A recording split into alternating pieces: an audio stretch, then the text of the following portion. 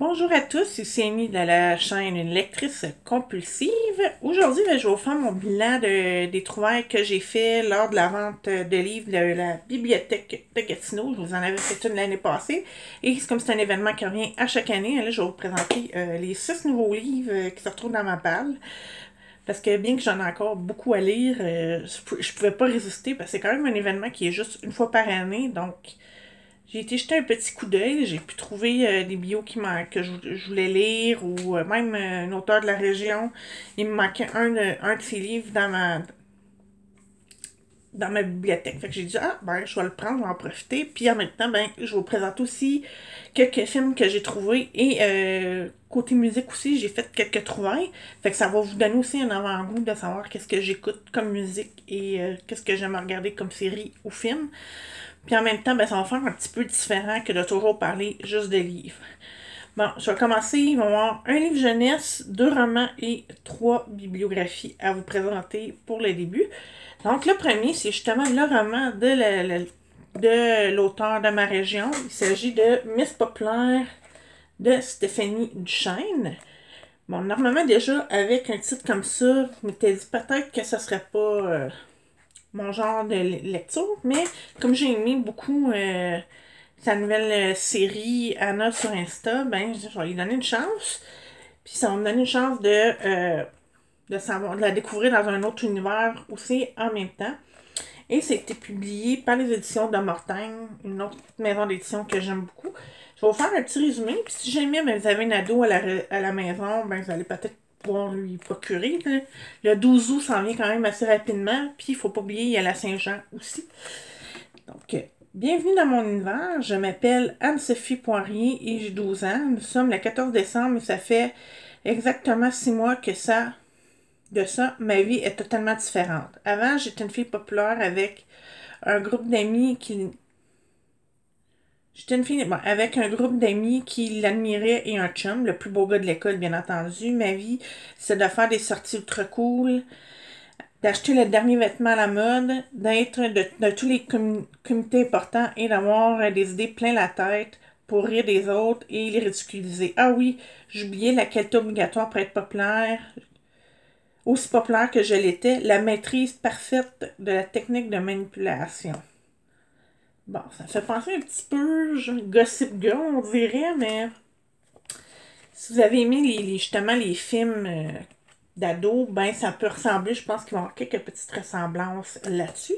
Je suis curieuse de voir qu'est-ce qui est arrivé pour qu'elle dise qu'elle était plus si populaire que ça.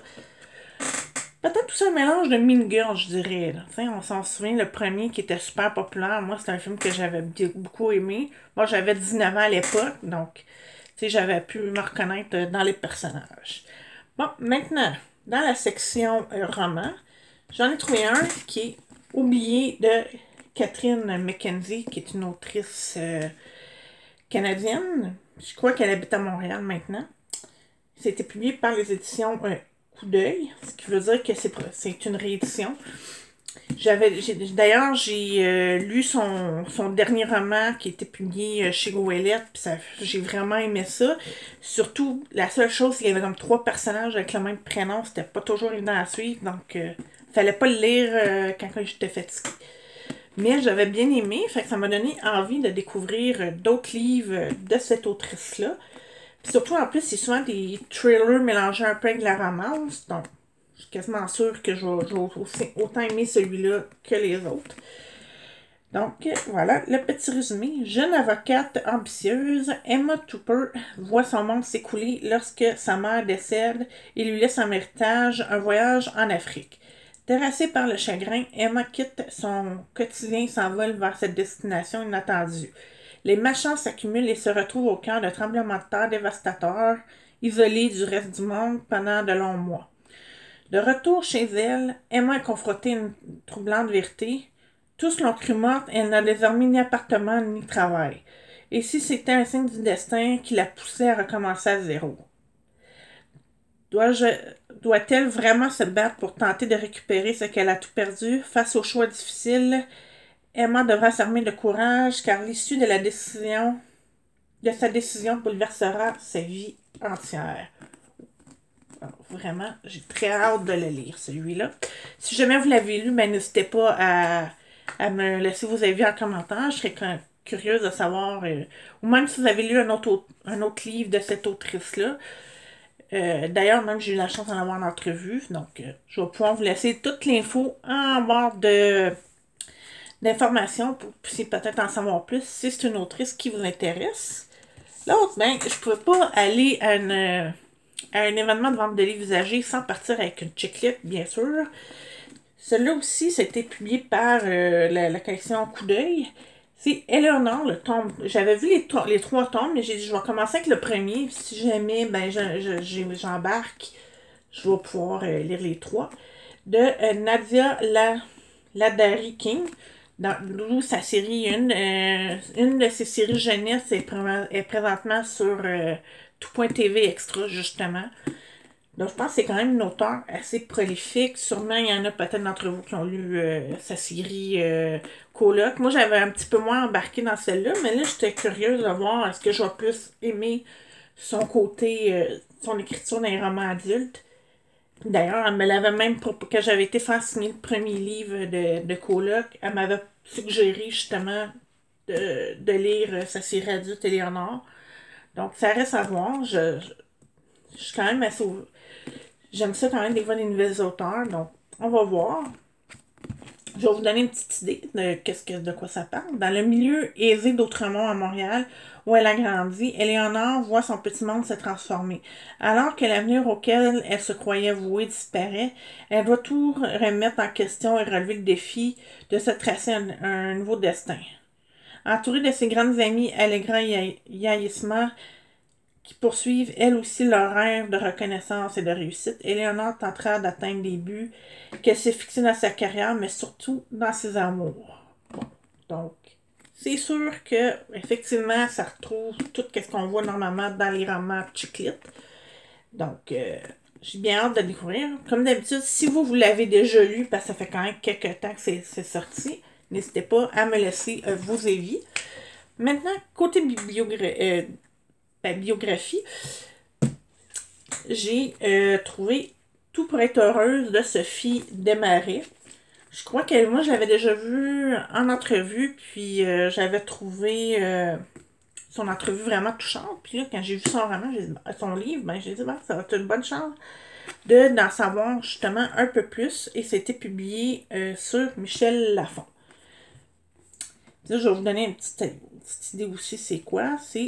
Ce livre n'est pas un désir de revanche, encore moins de vengeance.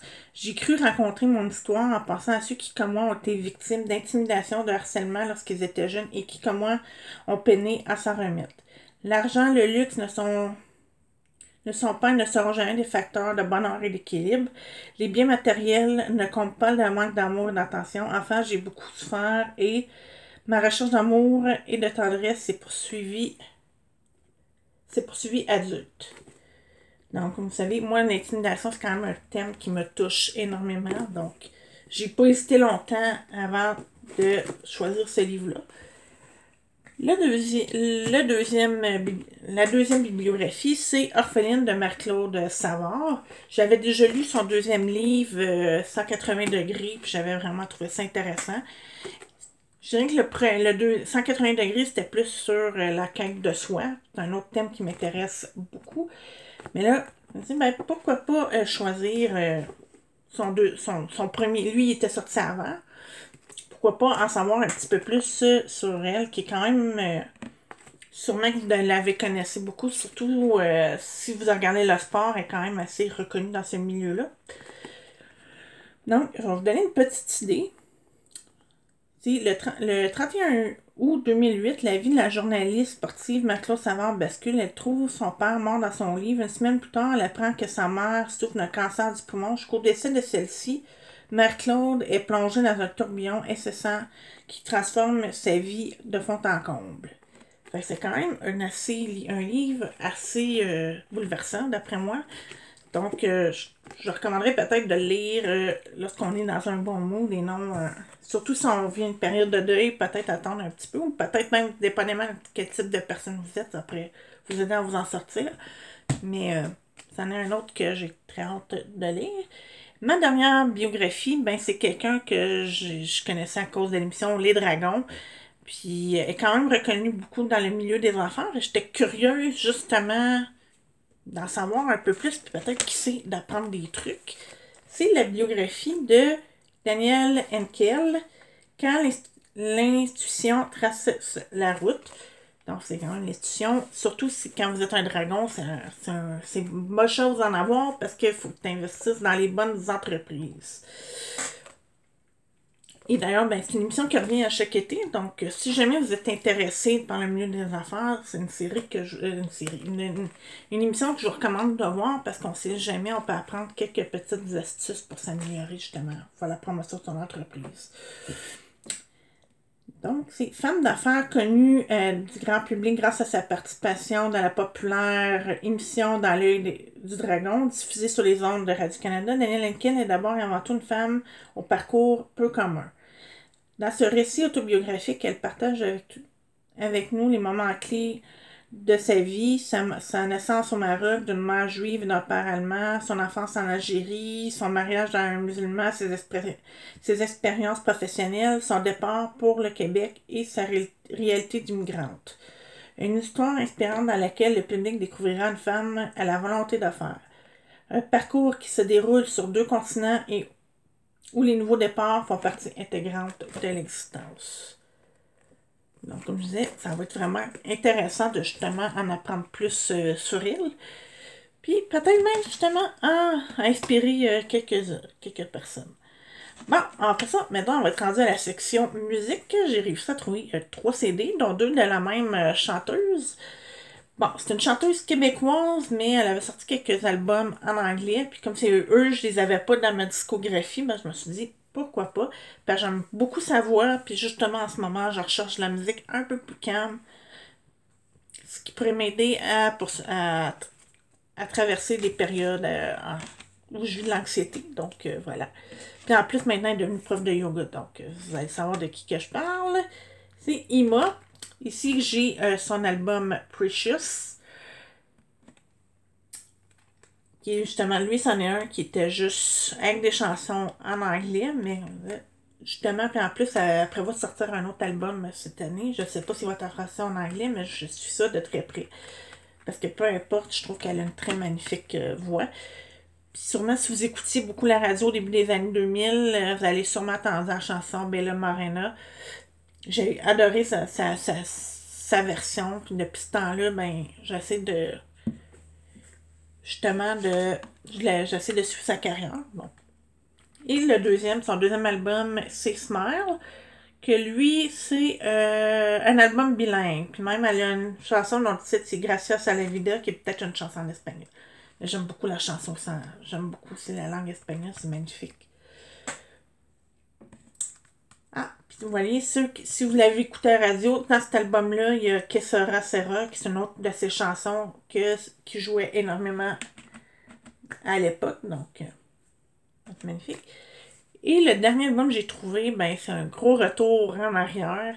C'est pour une chanson en particulier, mais comme ça coûtait pas très cher, j'ai dit, mais pourquoi pas, même si c'est pour. Ça, je vais peut-être connaître les autres chansons. C'est Left in the Middle de Nathalie Imbruglia. Vous avez sûrement entendu la chanson Turn, qui a joué dans plusieurs séries, tout ça. Moi, c'est vraiment elle. C'est une chanson qui a marqué mon adolescence. Mais comme dans le temps, souvent j'attendais d'aimer au moins 3-4 chansons pour me procurer l'album, ben je me l'avais pas. Puis malheureusement, je crois que si je me trompe pas, à part Turn a peut-être sorti une deuxième chanson au Canada, que j'ai pas eu la chance, que je me souviens plus c'était laquelle. Fait que ça va me donner la chance de connaître plus l'album en détail. Puis je peux pas vous rassurer, j'ai pas suivi sa carrière, alors je sais pas si elle continue à chanter, mais j'aimais beaucoup sa voix, donc j'en ai profité, puis ça va me faire un beau retour dans la fin des années 90. C'est une chanson que j'écoutais beaucoup à la radio à l'époque, donc. Et maintenant, bon, on est rendu au côté série film. J'en ai une série et un film à vous présenter. Je vous en avais déjà parlé l'année passée parce que j'avais réussi à trouver le premier DVD de la série Les Borgias, la saison 1. Là, j'ai réussi à trouver la saison au complet, fait que je vais pouvoir embarquer dedans. J'avais adoré la première partie, mais là, je suis contente vraiment de pouvoir voir au moins la saison 1 au complet. Puis c'est un peu grâce à François Guilbeault qui a sorti justement un livre sur un des membres de sa famille que j'ai voulu en savoir plus. Fait que j'ai pas hésité longtemps quand je l'ai vu, je l'ai pris tout de suite avant que quelqu'un d'autre se jette dessus. Bon, la série est en anglais, mais c'est pas grave. J'ai vraiment hâte de pouvoir la voir au moins au complet. Pour ceux qui ne savaient pas, c'est le père de la famille est devenu pape, parce qu'à l'époque, c'était peut-être un peu moins un petit peu moins sévère peut-être, je ne sais pas, mais il y a beaucoup de magouilles et tout ça. Disons que tu vois plus la religion catholique de la même façon après avoir connu cette famille-là.